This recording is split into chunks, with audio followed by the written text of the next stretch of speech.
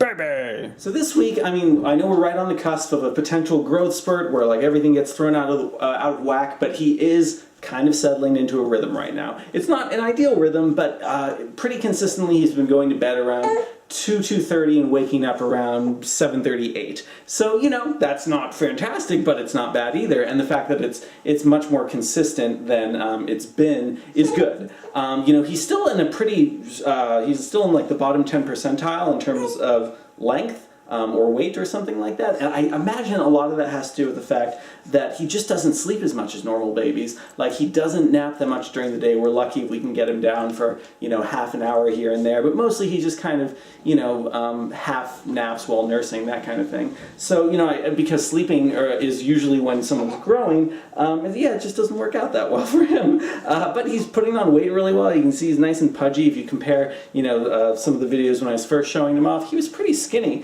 Now he's got, you know, those nice folds in his wrists and everything, what my friend Dan calls astronaut arms. And this week was cool because I'm just seeing more and more that he's okay entertaining himself. He loves books, he loves bouncing them down the piano, he loves playing games, and just when we stare at each other, when we talk with each other, he's so quick to smile now, which is really, really wonderful. Liz has been doing this elimination diet because we feel like there's still something he's reacting to. So she started with like just eating rice and then was building up to like squash and pears. Basically, you know, the least likely things for anyone to be allergic to. And then if he starts reacting again, we know there's something wrong there. But he seems, and so maybe this is related to his diet, or maybe he's just growing. But yeah, he seems to be really happy, really content, really cool just hanging out. I do notice that, and I'm sure parents all over the world run into this, he does go very quiet and is very happy to be transfixed by television and computer screens, and I guess not really tablets. He hasn't really had the chance to look at like a Kindle or something like that. But it's already really tempting to be able to use that as like a babysitter and be like, oh good, we got something on TV, he's watching that, I'm gonna go do this other thing.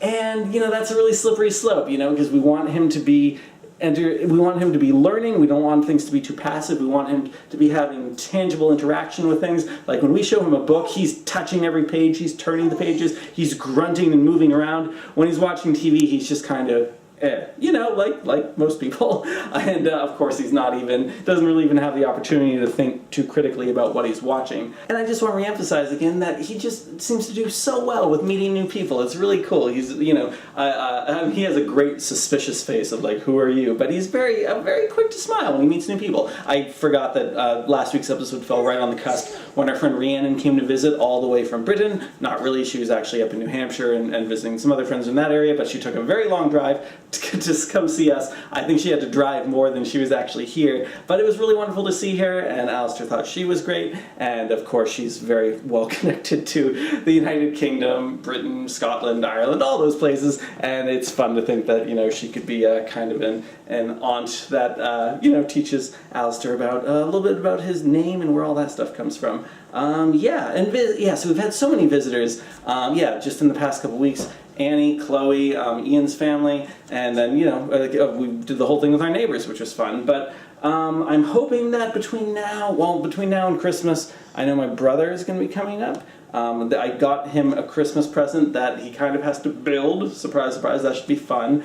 And so he'll be visiting. Liz's sister will be visiting with her husband. They just might have found a house, which is really exciting. Great escape spot in Vermont for Liz whenever she is sick of being in this house, or not in Vermont. She really, you know, wishes that she was living in Vermont. This house, if I haven't mentioned before, we got this house because it was the best balance we could find. I would say the perfect balance. It's pretty darn close between feeling like we're in Vermont and being in commuting distance to the city. So that's why we're here. But yeah, so hopefully we get some good alone time with baby. He's doing pretty well. And I'll keep hanging out with him. These past few episodes, you've noticed he hasn't cried too much. I think he likes probably looking at the video screen. So baby, moving on to